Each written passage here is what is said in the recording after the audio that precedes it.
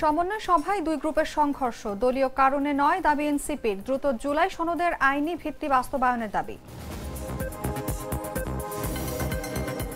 বিমানবন্দরে অগ্নিকাণ্ড, কোনো অব্যবস্থাপনা ছিল কিনা খতিয়ে দেখতে 4 দেশের বিশেষজ্ঞদের আমন্ত্রণ। শুরু হচ্ছে ইলিশ শিকার মরশুম। মধ্যরাতে নদীতে নামবেন চাঁদপুরের জেলেরা। বড় ইলিশের সংখ্যা বৃদ্ধির আশা।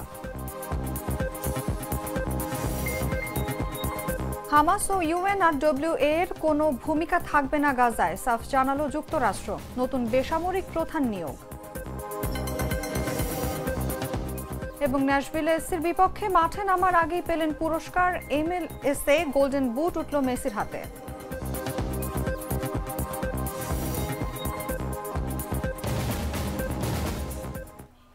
এতক্ষণ শুনছিলেন সংবাদ শিরোনাম। দর্শক, আমন্ত্রণ দুপুর 3টার সংবাদে। সঙ্গে আছি আমি অনুভা বিশ্বাস।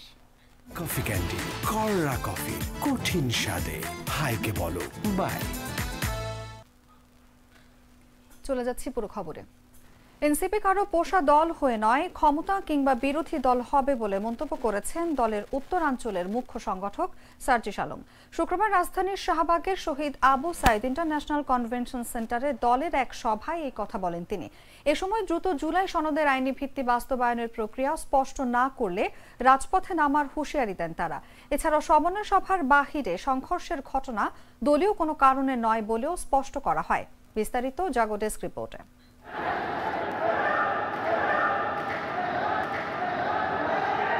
শুক্রবার সন্ধ্যা 6টা রাজধানী শাহবাগের শহীদ আবু সাইদ কনভেনশন সেন্টারে আয়োজন করা হয় জাতীয় নাগরিক পার্টির সমন্বয় সভা। অংশ নেন দলের কেন্দ্রীয় নেতারা। একদিকে যখন ভেতরে চলছিল সমন্বয় সভা, তখন বাইরে সংঘর্ষে জড়িয়ে পড়ে দুই পক্ষ।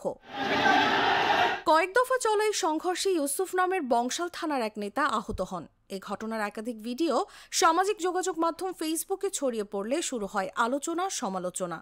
এই সময় ছবি তুলতে গেলে সাংবাদিকদের বাধা দেন এনসিপির নেতাকর্মীরা। দলের পক্ষ থেকে দাবি করা হয়েছে, এই সংঘর্ষ দলীয় কোনো কারণে নয়, পূর্ব লেনদেন সংক্রান্ত বিরোধের জের ধরে ঘটেছে। 24-এর অভ্যুত্থানের অপরিপূর্ণ আকাঙ্ক্ষাগুলোকে বাংলাদেশে পরিপূর্ণভাবে বাস্তবায়ন করা, ব্যক্তিগত প্রাপ্তি অপ্রাপ্তিগুলোকে আমাদের প্রধান লক্ষ্য করে না তুলি। এদিকে সমন্বয় সভায় যোগ দিয়ে এনসিপির উত্তরাঞ্চলের মুখ্য সংগঠক সার্জিস আলম বলেন, তারা ক্ষমতাসীন না হয়ে বিরোধী দল হবেন, কোনো পোষা দল নয়। দক্ষিণাঞ্চলের মুখ্য সংগঠক হাসনাত আব্দুল্লাহ বলেন, ক্ষমতায় যেতে প্রশাসনের ভাগ বাটোয়ারা চলছে, যা দর্শক হিসেবে দেখছে সরকার। আমরা এখানে আপনাকে এনেছি ন্যায্যতা নিশ্চিত করার জন্য, কিন্তু আমরা দেখছি আপনি রাজনৈতিক দলগুলোর কাছে আপনি নতজানু হয়ে তাদেরকে ডিসি ভাগাভাগিতে আপনি আরো সহায়তা করছেন। গড় বয়স 25 পর্যন্ত তারা ছাত্র শক্তিতে কাজ করবেন।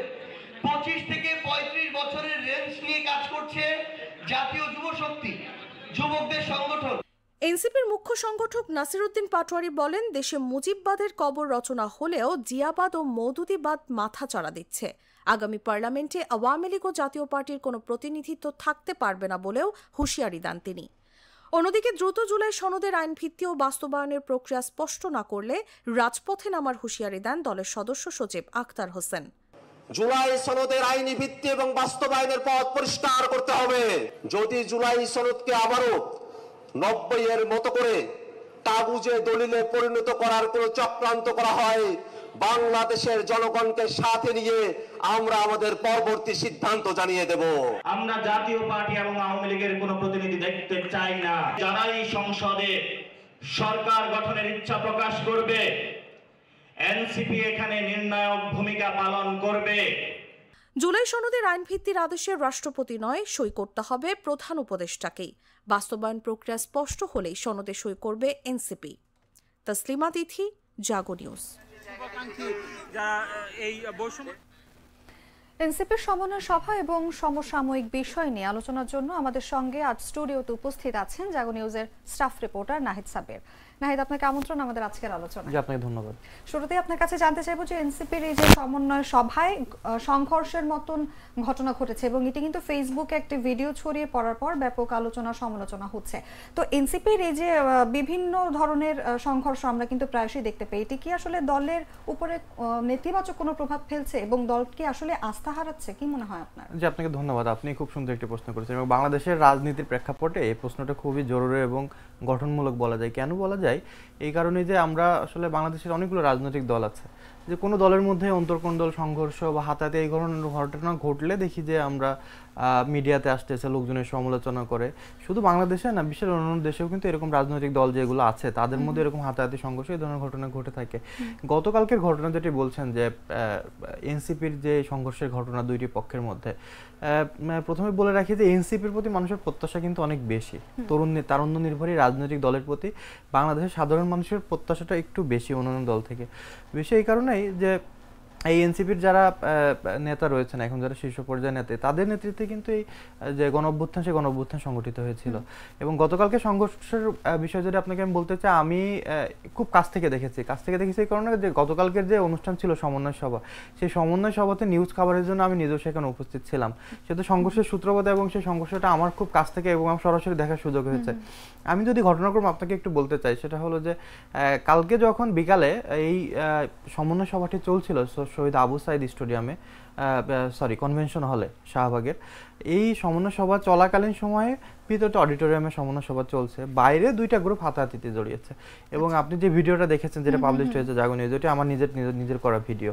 এবং আমি দেখলাম যে মানে 3 তলায় যখন কনভেনশন হলে সমন্বয় সভা চলছে, কেন্দ্রীয় নেতারা বক্তব্য দিচ্ছেন বা ঢাকা মহানগর উত্তর দক্ষিণের ইউনিটের নেতারা বক্তব্য দিচ্ছেন, এর মধ্যে তাদের দলেরই দুটি অংশ দ্বিতীয় তলার একটি ফ্লোরে তারা হাতাহাতি, হেলমেট দিয়ে মারামারি এই ধরনের ঘটনা তারা ঘটিয়েছে এবং সংঘর্ষ, এবং এক দফা না প্রায় কয়েক দফা সংঘর্ষে তারা জড়িয়ে পড়েছে। তো প্রথমে যেহেতু একটা ইনসিডেন্ট ঘটছে, সেহেতু আমাদের কাজ তো প্রথমে ভিডিও ধারণ করা। তো আমি ওটা ভিডিও করলাম এবং অন্যান্য যারা টেলিভিশন বা অন্য অনলাইন এবং পত্রিকা যারা সাংবাদিক ছিল সবাই সম্ভবত মানে যেহেতু অনুষ্ঠান চলছিল, টেলিভিশনের ক্যামেরাগুলো সব তো ভিতরেই ছিল, বাইরে সংঘর্ষের ঘটনা তেমন কেউ জানেন না। আমরা ঘটনাক্রমে বাইরে এসেছিলাম, আমরা কয়েকজন সাংবাদিক, যার কারণে আমরা এটা দেখার সুযোগ হয়েছে বা দেখতে পেরেছি সরাসরি। তো সবাই ভিডিও করার পরে যেটি ঘটলো যে এনসিপির যে নেতারা রয়েছে মহানগর উত্তর বা দক্ষিণে বা ঢাকা জেলা পর্যায়ে, তারা ভিডিও ধারণ করতে নিষেধ করছিলেন এবং বারবার বলছিলেন যে আপনারা ক্যামেরা বন্ধ করেন, আপনারা ভিডিও করতে পারবেন না। তো আমি নিজে সেখানে প্রশ্ন করলাম যে ভিডিও কেন করতে পারবো না? তো ওনারা বললেন যে এখানে ভিডিও করা যাবে না। তো আমি খুব ভদ্রভাবে বললাম যে দেখেন এখানে ভিডিও করা যাবে না, তার কারণটা কি? ওনারা বলে যে এখানে একটা ঘটনা ঘটছে, তো আপনারা কেন ভিডিও করবেন? দেখেন আমি বললাম যে আপনারা আপনাদের কাজ করছেন, সাংবাদিক যারা রয়েছে এখানে জার্নালিস্ট তারা তাদের কাজ করবে, তো সবাই সবার কাজ করবে যার যার জায়গা থেকে। তো আপনি তো বাধা দিতে পারেন না ভিডিও করার কারণে। তো সে বললো যে না, আপনি ভিডিও করতে পারবেন না। দেখেন এখানে তো আমরা এমনিতে আসিনি, আপনাদের কেন্দ্রীয় কমিটি থেকে আমাদেরকে দাওয়াত দিয়ে আনা হয়েছে সমন্বয় সবার নিউজ কভারেজের জন্য, আমাদেরকে বলা হয়েছে, ইনভাইটেশন করা হয়েছে, এই জন্য আমরা এসেছি এখানে। তো আপনি এই কাজটা আমাদের সাথে করতে পারেন না। পরে সে দেখি যে রেগে যাচ্ছে এরকম। তো বললাম যে আপনি তো মানে অন্য রাজনৈতিক দল থেকে আপনাদের মধ্যে তফাৎটা কোথায়? আপনারা বারবার বলছেন যে নতুন বন্দোবস্ত, নতুন রাজনৈতিক ধারা বাংলাদেশে মানে পরিবর্তন করবেন, বাংলাদেশের রাজনীতি সিস্টেমটাকে টোটালি আপনারা পরিবর্তন করে নিয়ে আসবেন। তো আপনাদের আচরণ যদি অন্য দলের মতো হয়, আমরা ইতিপূর্বে দেখেছি অন্যান্য রাজনৈতিক দলের নেতাকর্মীরাও ঠিক সেম কাজটা করতো সাংবাদিকদের সাথে, যে তাদের সংঘর্ষ বা কোনো ধরনের আপত্তিকর ভিডিও বা কোনো কিছু পার্থক্যটা ঘটায় হলো, আপনারা নতুন কি বার্তা নিয়ে আসছেন? তো তখন আর কোনো কথা বলো না, উনি চলে গেল। এই ঘটনাটা এই জন্য বললাম যে আমি ঘটনাস্থলে ছিলাম। তো এটি আসলে খুব নেতিবাচক প্রভাব পড়ছে এই কারণে যে তরুণদের এই রাজনৈতিক দলটি মানুষের যেমন প্রত্যাশা বেশি, মানুষের আগ্রহের কেন্দ্রবিন্দু বেশি। দেখবেন যে এনসিপি নিয়ে কোনো নিউজের বেশিরভাগই ভাইরাল হয়ে যায় হয়, কারণ মানুষের আগ্রহ আছে এটা নিয়ে বা জানতে চায়, দলের সাপোর্টার হোক আর না হোক সবাই জানতে চায়, যেহেতু মানে বাংলাদেশে এরকম একটা পরিস্থিতিতে নতুন একটা দল এরকম ভাবে এসেছে। অন্যান্য যে দলগুলো আসছে তো ওরকম করে কিন্তু এনসিপির মতো এতটা আগ্রহ নিয়ে আসতে পারেনি মানুষের কাছে। সবার একটা আগ্রহের জায়গা ছিল যে এনসিপি কি করবে, তাদের রাজনৈতিক কর্মকাণ্ড কি হবে। কিন্তু গতকালকের যে ঘটনা, শুধু গতকালকের ঘটনা না, আপনাকে আমি যদি বলে রাখি যে এর আগেও এনসিপি যখন দেশ গড়তে জুলাই পদযাত্রা করেছিল গত জুলাই মাসে এবছরের, এই সময় আমরা দেখেছি বিভিন্ন কয়েকটি জেলাতে, যেমন দলের আহ্বায়ক নাহিদ ইসলামের উপস্থিতিতে হাতাহাতির মতো ঘটনা ঘটেছে, মারামারির মতো ঘটনা ঘটেছে, শারজিস আলমের উপস্থিতিতে হাতাহাতির মতো ঘটনা ঘটেছে। এবং গতকালকের যেই সংঘর্ষ, গতকালকের যে মারামারির ঘটনাটা এই শহীদ আবু সাইদ কনভেনশন হলে, তখনই কিন্তু কেন্দ্রীয় নেতারা ভিতরে ছিলেন কনভেনশন হলে, কিন্তু সংঘর্ষের ঘটনায় কিন্তু কেউ ভিতর থেকে বাইরে এসে দেখেননি বা কথা বলেন নাই। এদের মধ্যে সংঘর্ষ করে আবার আরেক দল এসে এদেরকে থামিয়ে দিয়েছে, চেষ্টা করেছে, কথা বলেছে। একজন দেখলাম মাথা ফেটে গেছে, মানে মোটরসাইকেল হেলমেট দিয়ে এমনভাবে আঘাত করেছে তার মাথা ফেটে গিয়েছে, মাথা দিয়ে রক্ত উঠছে, তারপরে হসপিটালে নিয়ে যাওয়া হয়েছে। এই কথাগুলো এই জন্যই বললাম যে আসলে রাজনীতি তারা নতুন কি বার্তা নিয়ে আসবে সেটি তো আসবেই, কিন্তু এই যে ইনসিডেন্টগুলো ঘটছে, এই যে ঘটনাগুলো ঘটছে, দলের ভাবমূর্তি খুব স্বাভাবিকভাবেই ক্ষুণ্ণ করছে। মানুষের কাছে একটা নেগেটিভ বার্তা যাচ্ছে, একটা নেতিবাচক বার্তা যাচ্ছে যে অন্যদের সাথে তাহলে তাদের কি পার্থক্য, অন্যদের সাথে সেরকম করে তারা আমূল কোনো পরিবর্তন দলের মধ্যে নিয়ে আসতে পারছেন না। কিছু কিছু জায়গায় হয়তো আনছেন বা তারা চেষ্টা করছেন, এবং তারা কিন্তু বারবার বলছেন তাদের ভুল হচ্ছে, এবং তারা বলছেন যে আমাদের ভুলগুলো আপনারা ক্ষমাসুন্দর দৃষ্টিতে দেখবেন এবং আমাদের ভুলগুলো আপনারা ধরিয়ে দিবেন, আমরা যাতে শুধরে নিতে পারি। যেহেতু আমরা তরুণ এবং আমরা নতুন, সেহেতু আমরা নতুন করে শিখতে চাই, নতুন করে ভালো কিছু করতে চাই। তারপরেও যে এই যে ঘটনাগুলো, এখন আপনি একটা রাজনৈতিক দল হিসেবে, যেহেতু আপনি রাজনৈতিক দল গঠন করেছেন, এখন আপনার বয়স, রাজনৈতিক দল গঠনের বয়স কম হলো নাকি বেশি হলো সেটি আসলে জনগণের দেখার বিষয় না। কারণ আপনি যেখানে যাচ্ছেন বা আপনি যে ফ্লোরগুলো পাচ্ছেন রাষ্ট্রের বা আন্তর্জাতিক পর্যায়ে, তখন তো আপনি রাজনৈতিক দল হিসেবে ট্রিট হচ্ছেন, আপনাকে তো রাজনৈতিক দল হিসেবে একটা ট্রিট করছে। এখন আপনার বয়স কম, আপনি 1 বছর হলো আপনি রাজনৈতিক দল গঠন করছেন, তার মধ্যে যে আপনি বারবার ভুল করবেন, আপনাকে সবাই ছাড় দেবে বা আপনাকে নিয়ে কিছু বলবে না, এরকমটা কিন্তু হয় না। তো যার কারণে আমি বলবো যে কালকের ঘটনা এবং ইতিপূর্বের আগে যে ঘটনাগুলো ঘটেছে, এই ঘটনাগুলোর জন্য আসলে রাজনীতির ক্ষেত্রে তাদেরকে নিয়ে একটি নেতিবাচক ধারণা বা তাদের ভাবমূর্তি ক্ষুণ্ণ হওয়া বলেন, বা তাদের নিয়ে একটু নেগেটিভ চিন্তা ভাবনা মানুষের মধ্যে, বা যেহেতু মানুষের কৌতূহলের জায়গায়, আমি বারবার বলছি যে কৌতূহলের জায়গায় এনসিপি রয়েছে, সেই জায়গা থেকে তাদের মধ্যে বা তাদের দলের নেতাকর্মীদের মধ্যে এই ধরনের আচরণ, এই ধরনের সংঘর্ষ আসলে জনগণ আশা করে না বলে আমার মনে হয়, মানে এখন পর্যন্ত। একদমই তাই, এবং আমিও আপনার সাথে একমত। যেহেতু আসলে জনগণেরই একটা আস্থার জায়গা, তারুণ্য নির্ভর একটি দল, এবং সেখানে এরকম অনাকাঙ্ক্ষিত কিছু ঘটনা জনমনে আসলে একটা নেতিবাচক প্রভাব ফেলছে, এবং আমার মনে হয়, আমার নিজেরও মনে হয় যে দলটির প্রতি হয়তো জনগণ আস্থা হারাচ্ছে। এবার জানতে চাইবো যে জুলাই সনদ নিয়ে এনসিপি যে শর্ত দিয়েছে সেটা কতখানি বাস্তবায়ন সম্ভব বলে আপনার মনে হয়? দেখুন, আপনি জানেন যে জুলাই সনদ তো কয়েকদিন আগে স্বাক্ষরিত হলো জাতীয় সংসদের দক্ষিণ প্লাজায়। তো সেই অনুষ্ঠানে কিন্তু এনসিপি অংশগ্রহণ করেনি, এবং এনসিপি না শুধু, আমি গত আলোচনায় বলেছিলাম যে এনসিপি মোট 5টি দল কিন্তু অংশগ্রহণ করেনি। ঐক্যমত্য কমিশনের বৈঠকে টোটাল 30টি দল, রাজনৈতিক দল অংশগ্রহণ করেছিল। বিভিন্ন যে জুলাই সনদের মধ্যে যে বিষয়গুলো আছে, রাষ্ট্রের যে আইন, যে পরিবর্তনের বিষয় আছে, সংবিধানের যে পরিবর্তনগুলো দরকার, এই পরিবর্তনের জন্য 30টি রাজনৈতিক দল একত্রিত হয়েছিল। এর মধ্যে 25টি দল এই জুলাই সনদে স্বাক্ষর করছে, বাকি 5টি দল করেনি। 5টি দলের মধ্যে এনসিপি একটি, আর বাকি বাম রাজনৈতিক দলগুলো রয়েছে। তো এনসিপির কথা এখানে বারবার আসে যে এনসিপি জুলাই সনদে স্বাক্ষর করবে কিনা। আপনি জানেন যে আজকে সকালে কিন্তু ঐক্যমত্য কমিশনের সঙ্গে আরেক দফা বৈঠক করেছে এনসিপি, এবং কিছুক্ষণ আগে সেই বৈঠক শেষ হয়েছে, আমরা স্টুডিওতে বসার আগেই শেষ হয়েছে সেই বৈঠক। সেইখানে আক্তার হোসেন একদম কয়েক মিনিট আগে বলেছেন, এনসিপির যে সদস্য সচিব, উনি বলেছেন যে জুলাই সনদের আইনি ভিত্তি ছাড়া, যে জুলাই সনদ যদি আইনি ভিত্তি না পায় সেক্ষেত্রে এনসিপি জুলাই সনদে স্বাক্ষর করবে না। এখন বিষয়টা হলো যে দেখেন, বাংলাদেশের রাজনৈতিক দল তো শুধু একটা এনসিপি না, আরো অনেকগুলো দল আছে, এবং বাংলাদেশের বড় বড় যে রাজনৈতিক দলগুলো তারা কিন্তু এই জুলাই সনদে স্বাক্ষর করেছে অলরেডি। এখন সনদে যা লেখা আছে সেটার উপরই তো স্বাক্ষর করেছে অন্য রাজনৈতিক দলগুলো। এখন এনসিপি যদি তাদের মতো করে তাদের যে দাবি দাওয়াগুলো, তাদের যে জায়গা বা তাদের যে রাজনৈতিক দর্শন বা তাদের যে রাজনৈতিক এজেন্ডা বলেন, তাদের ভবিষ্যতে কর্মপরিকল্পনা বলেন রাজনৈতিক, সেই সমস্ত বিষয়গুলো নিয়েই কিন্তু তারা রাজনৈতিকভাবে আগাচ্ছে, এবং তারা হয়তো একটা স্টেটমেন্ট ঠিক করেছে বা তারা একটা জায়গা ঠিক করেছে যে এই জায়গাতে না হলে আমরা জুলাই সনদে স্বাক্ষর করব না, কিন্তু অন্য রাজনৈতিক দলগুলো তো অলরেডি করে ফেলেছে, এবং তারা বারবার নির্বাচনের দাবি তুলছেন, এবং বিএনপিও তো নির্বাচনের জন্য বারবার বলছেন সরকারে, আর তারা আশা করছেন যে ফেব্রুয়ারিতে নির্বাচন অনুষ্ঠিত হবে।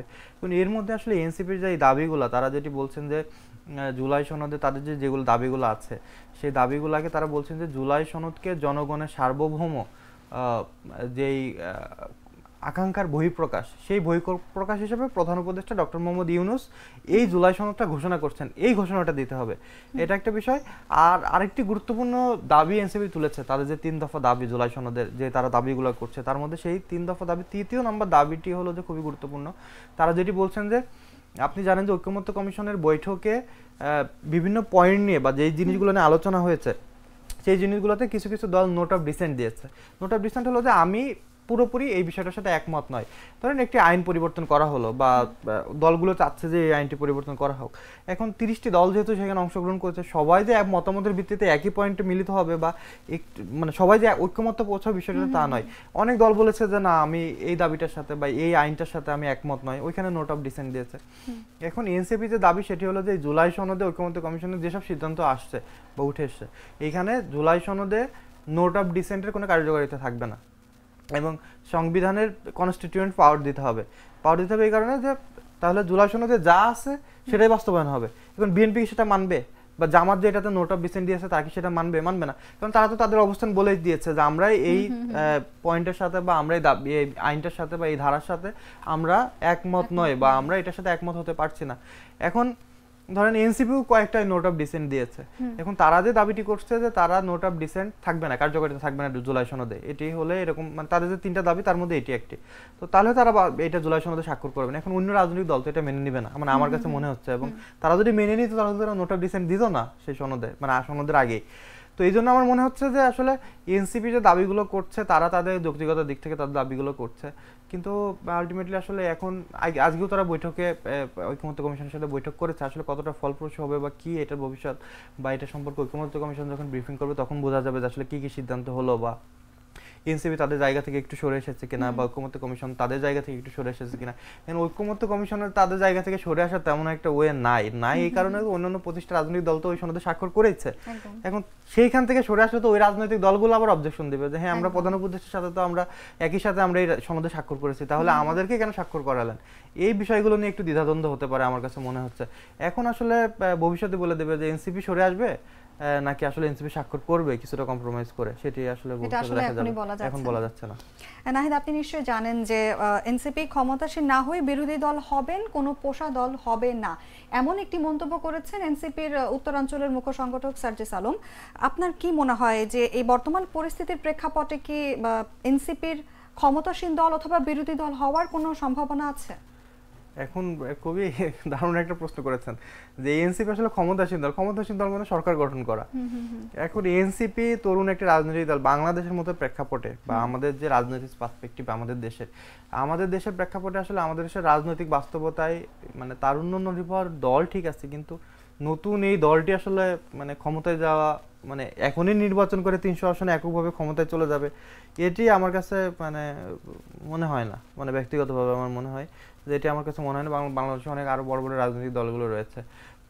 এখন এনসিপি যে রাজনীতি করছে তার একটি কথা বারবার বলছে যে আপনি যেটি বললেন যে কোনো মানে পোষা দল হবে না, তারা আসলে রাজনৈতিক দল গঠনের একদম শুরু থেকে বলছে যে এনসিপি যে দল হবে এটি বাংলাদেশপন্থী দল হবে, এরকমও বলে যে আসলে ভারতপন্থী হবে না, পাকিস্তানপন্থী হবে না, এটি বাংলাদেশপন্থী দল হবে। অর্থাৎ বাংলাদেশের ভালো মন্দ নিয়ে বাংলাদেশপন্থী দল বা বাংলাদেশে ভালোই চিন্তা করবে, অন্য কোনো দেশের বা অন্য কোনো সংস্থার বা অন্য কোনো রাষ্ট্রের তাদের ভালো বা মঙ্গল চিন্তা করার কারণ এনসিপির নেই বা এনসিপি করবে না, এই জন্য তারা বাংলাদেশপন্থী দল বলে। তো সেই সব প্রেক্ষাপটে আসলে এনসিপির রাজনৈতিক মতাদর্শ একটু অন্য দল থেকে আলাদা। মানে এনসিপি তো এরকম বড় রাজনৈতিক বাংলাদেশের 1 নম্বর বড় রাজনৈতিক দল না, আমরা সেটা বলতেও পারি না, কিন্তু এনসিপির সাথে সমমনা যে অন্যান্য যে রাজনৈতিক দলগুলো আছে বা তার থেকে একটু বড় রাজনৈতিক দলগুলো আছে তাদের যে রাজনৈতিক দর্শন তার থেকে এনসিপির একটু আমার কাছে আলাদা মনে হয়। এই কারণে আপনাকে বলি যে কয়েকদিন আগে দেখবেন যে মানে এনসিপি নেতারা বিএনপির নেতাদের সম্পর্কে মানে একদম একচেটিয়া ভাবে সমালোচনা করতেছে, মানে দল হিসেবে বিএনপি সমালোচনা করতেছে। মানে রাজনীতিতে এরকম বিরোধী মতামত থাকে, মানে পক্ষে বিপক্ষে মতামত থাকবে। আবার কয়েকদিন আগে থেকে দেখবেন যে জামায়াতকে নিয়ে এনসিপি একদম খুব বোল্ড স্টেটমেন্ট দিয়েছে। এনসিপির আহ্বায়ক নাহিদ ইসলাম জামাতকে নিয়ে একদম ফেসবুক পোস্টে একটা বোল্ড স্টেটমেন্ট দিচ্ছে, এবং সেই স্ট্যাটাসের পর থেকে এনসিপির যে নেতারা আছে তারা প্রেসের সামনে বিভিন্ন প্রোগ্রামে যেখানে কথা বলছেন না কেন সেখানে আসলে জামাতের বিপক্ষে কথা বলছেন।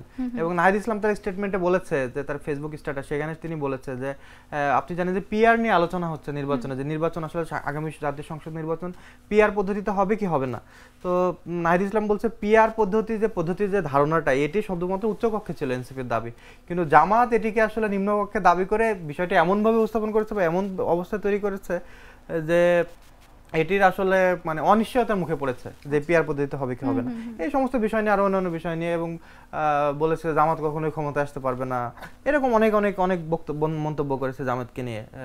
এর পরবর্তীতে আপনার অন্যান্য যারা নেতারা রয়েছেন তারাও কিন্তু আসলে এই জামাতের বিপক্ষে কথা বলছেন, আবার বিএনপির বিপক্ষেও কিন্তু কথা বলছেন।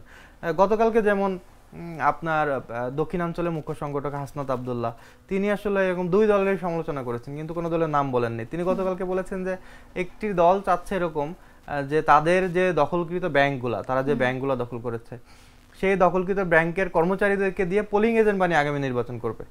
আবার বলছে যে 2টি দল বাংলাদেশের সব প্রতিষ্ঠান দখল করে নিয়েছে, রাষ্ট্রীয় প্রতিষ্ঠান, অন্যান্য প্রতিষ্ঠান।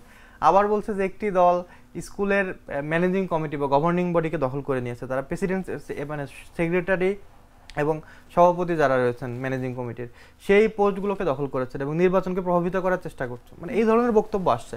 তো যার কারণে সবকিছু মিলিয়ে আসলে মানে এনসিপির মতো আগাচ্ছে।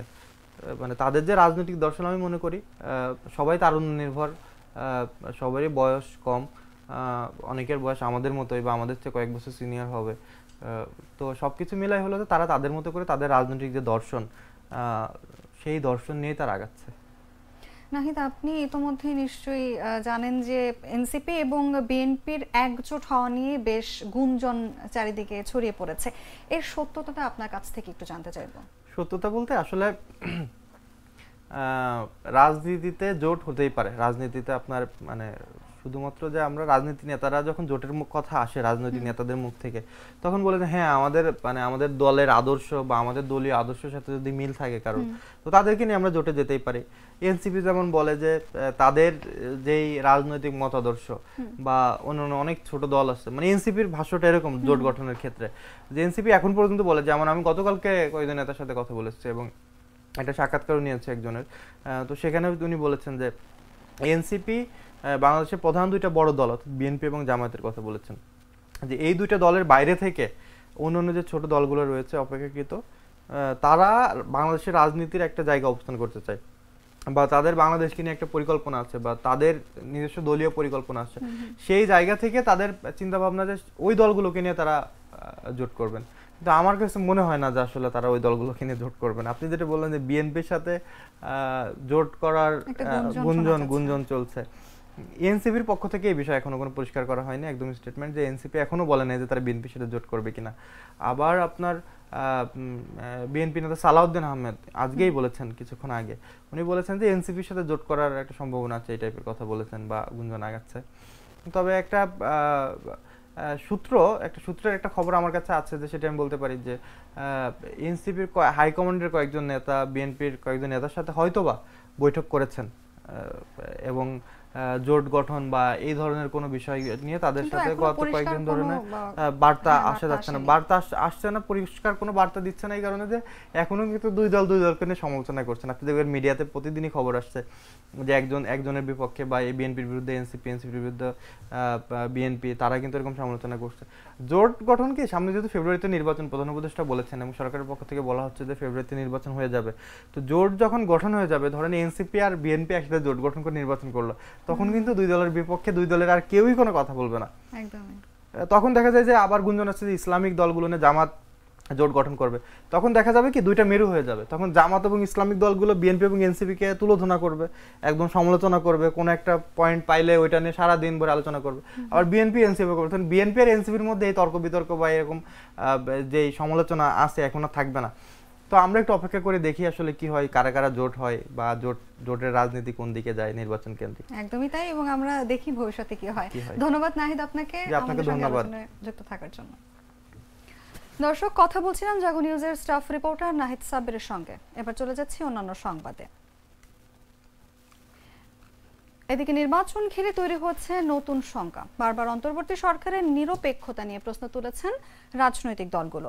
একাধিক বৈঠকে তারা অভিযোগ করেছেন সরকারের কয়েকজন উপদেষ্টা প্রশাসনিক নিয়োগ ও সিদ্ধান্তে রাজনৈতিক প্রভাব খাটাচ্ছেন।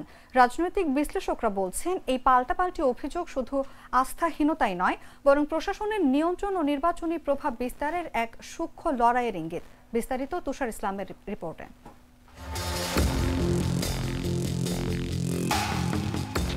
বাংলাদেশের অন্তর্বর্তী সরকারের ভেতরে যেন শুরু হয়েছে এক অদৃশ্য রাজনৈতিক যুদ্ধ। প্রভাবশালী তিন দল বিএনপি, জামায়াতে ইসলামী ও জাতীয় নাগরিক পার্টি এনসিপি পরপর অভিযোগ তুলেছে সরকারের কয়েকজন উপদেষ্টার বিরুদ্ধে পক্ষপাতিত্ব ও গোপন রাজনৈতিক সংশ্লিষ্টতার। প্রধান উপদেষ্টা অধ্যাপক ডক্টর মোহাম্মদ ইউনূসের সঙ্গে একাধিক বৈঠকে দলগুলো তাদের অভিযোগ তুলে ধরে। মঙ্গলবার প্রধান উপদেষ্টার সঙ্গে বৈঠক করে বিএনপির নেতৃত্বাধীন একটি দল কয়েকজন উপদেষ্টার নামও সরাসরি জানিয়েছেন। পরদিন একইভাবে জামায়াত ও এনসিপি আলাদাভাবে দেখা করে নিজেদের আপত্তি জানায়। ফলে রাজনৈতিক মহলে এখন আলোচনার কেন্দ্রবিন্দু কে বা কারা সেই বিতর্কিত উপদেষ্টা। আর কেন তাদের ভূমিকা নিয়ে এমন উত্তাপ? বিএনপির দাবি, প্রশাসনে বদলি ও পদায়নে জামাতের ঘনিষ্ঠ কিছু উপদেষ্টা গোপনে প্রভাব খাটাচ্ছেন। বিশেষ করে জ্বালানি উপদেষ্টা ফাজুল কবির খান, মন্ত্রিপরিষদ সচিব শেখ আব্দুর রশিদ ও স্বরাষ্ট্র মন্ত্রণালয়ের বিশেষ সহকারী খোদাবক্স চৌধুরীর নাম উল্লেখ করেন তারা। এমনকি ছাত্র প্রতিনিধি উপদেষ্টা মাহফুজ আলম ও আসিফ মাহমুদ সজীব ভুঁইয়ার রাজনৈতিক সম্পৃক্ততা নিয়েও প্রশ্ন তুলেছে বিএনপি। অন্যদিকে জামায়াত একই অভিযোগ করেছে বিএনপির দিকে ইঙ্গিত করে। তাদের দাবি, প্রশাসনের রদবদল নাটকে বিএনপির স্বার্থে কাজ হচ্ছে। তবে দলটি আপাতত বিতর্কিতদের নাম প্রকাশ করেনি, যদিও সূত্র বলছে তাদের নজর অর্থ উপদেষ্টা সালেউদ্দিন আহমেদের দিকে। এনসিপির বক্তব্য আরও কৌশলী।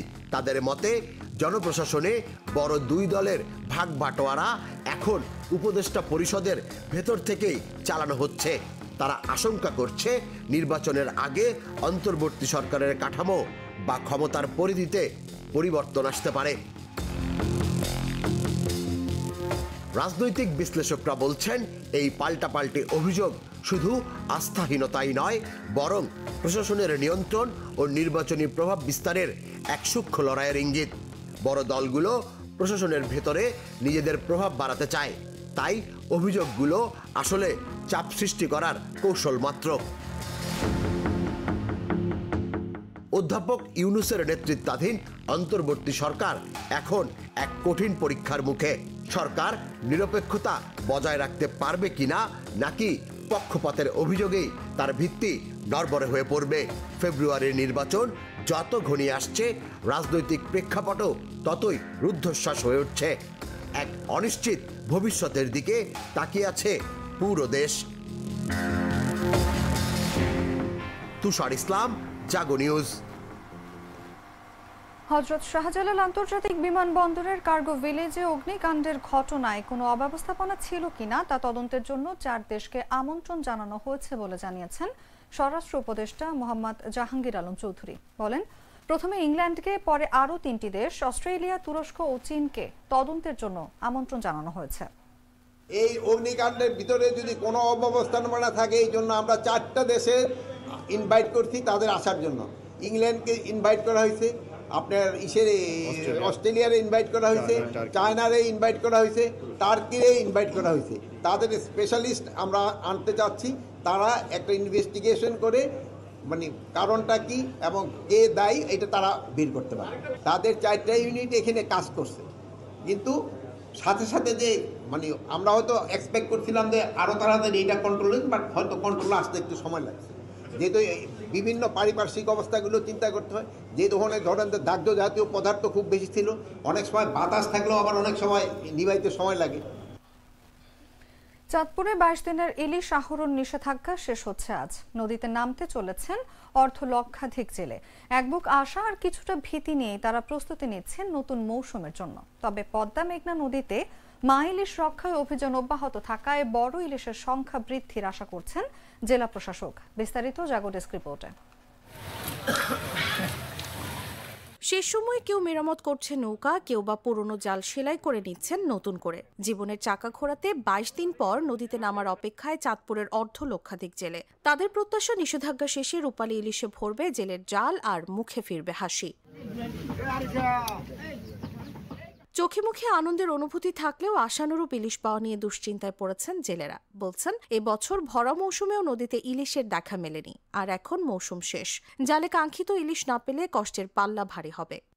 সরকার অভিযান দিয়েছে, আমরা অভিযান পুরোপুরি পালন করছি, কিন্তু কিছু নতুন জেলে আছে যারা ওই অভিযান ছাড়া জাল পায় না। ওরা ওই রাইতে ফাঁড়ির পুলিশের টাকা দিয়ে জাল পায় পুরা গাঙ্গের মাছ ধরা হয়ে গেছে কাছাকাছি, মানে মাছ নাই বলতে আছে।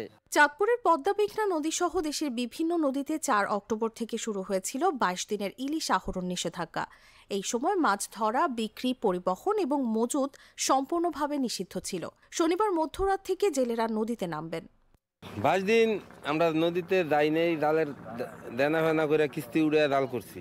জাল করার পরে অন্য যদি নদী তালায় মাছ দেয় তো দেনা টেনা দিয়া চলতে পারবো, আর যদি নদীতে মাছ না থাকে তো আর কি দেনা ফেনা আরো ধরে যাবো।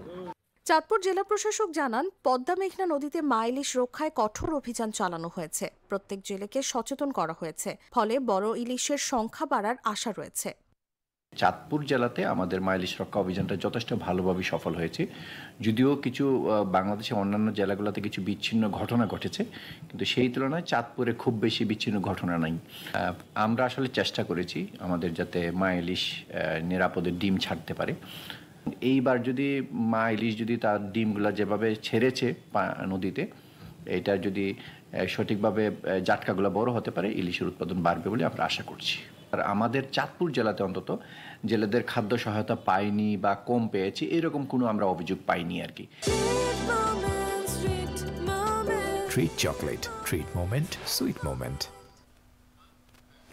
এক সুতোয় গাঁথা সহস্র প্রাণ, এই প্রতিপাদ্য নিয়ে অনুষ্ঠিত হলো শেরেবাংলা নগর সরকারি বালক উচ্চ বিদ্যালয়ের প্রাক্তন শিক্ষার্থীদের পুনর্মিলনী 2025 উপলক্ষে ফাইন রেজিং ক্যাম্পেইন।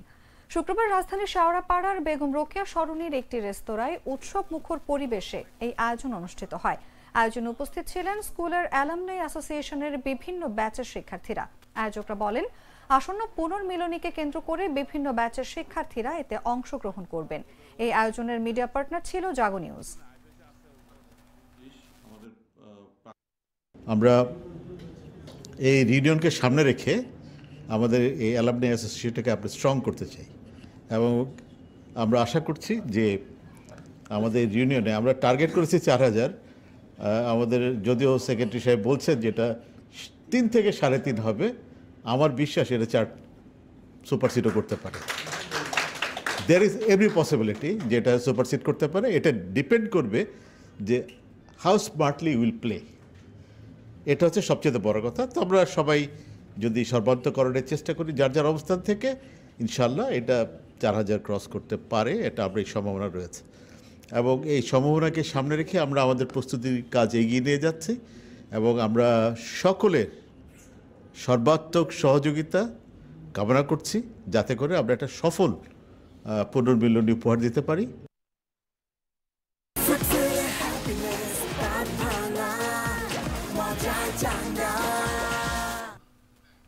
জানাবো আন্তর্জাতিক সংবাদ।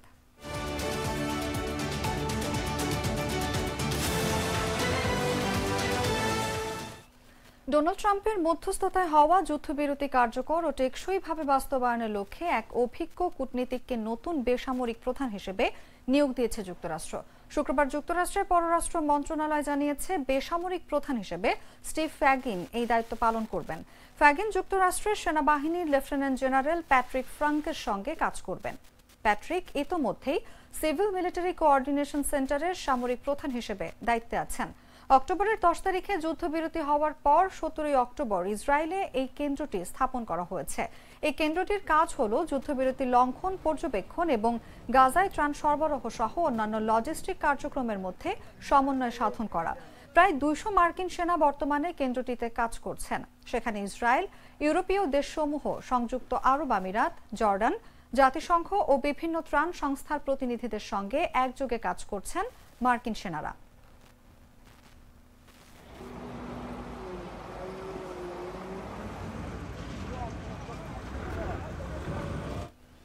3 বছর ধরে চলা গৃহযুদ্ধের কারণে সুদানের লাখ লাখ মানুষ বাস্তুচ্যুত হয়েছে।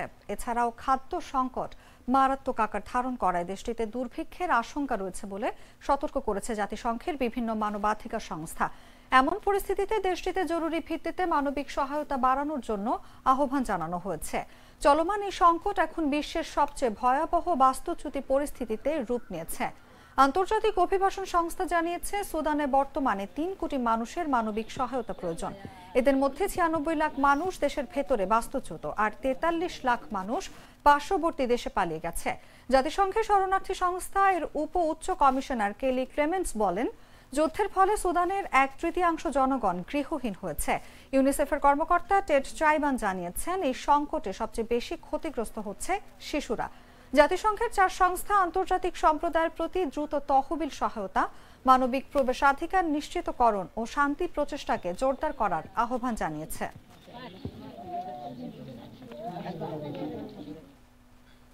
সংবাদ শেষ করব খেলার খবর জানিয়ে।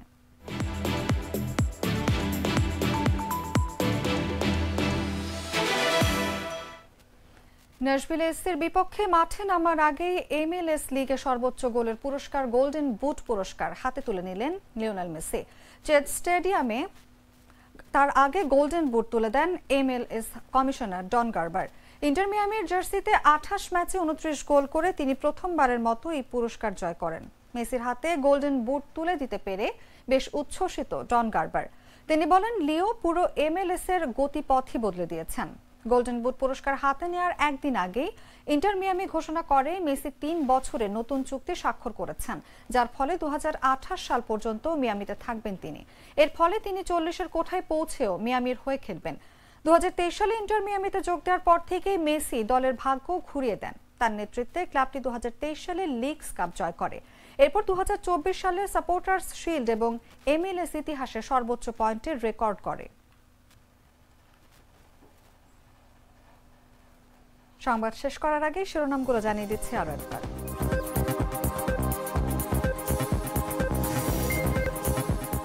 সমন্বয় সভায় 2 গ্রুপের সংঘর্ষ, দলীয় কারণে নয় দাবি এনসিপির। দ্রুত জুলাই সনদের আইনি ভিত্তি বাস্তবায়নের দাবি। বিমানবন্দরে অগ্নিকাণ্ড, কোনো অব্যবস্থাপনা ছিল কিনা খতিয়ে দেখতে 4 দেশের বিশেষজ্ঞদের আমন্ত্রণ।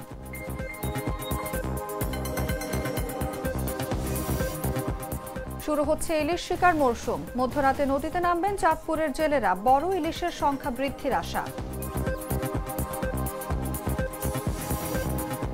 হামাস ও UNRWA এর কোনো ভূমিকা থাকবে না গাজায়, সাফ জানালো যুক্তরাষ্ট্র। নতুন বেসামরিক প্রধান নিয়োগ। এবং ন্যাশভিল এসসির বিপক্ষে মাঠে নামার আগেই পেলেন পুরস্কার। MLS এ গোল্ডেন বুট উঠল মেসির হাতে।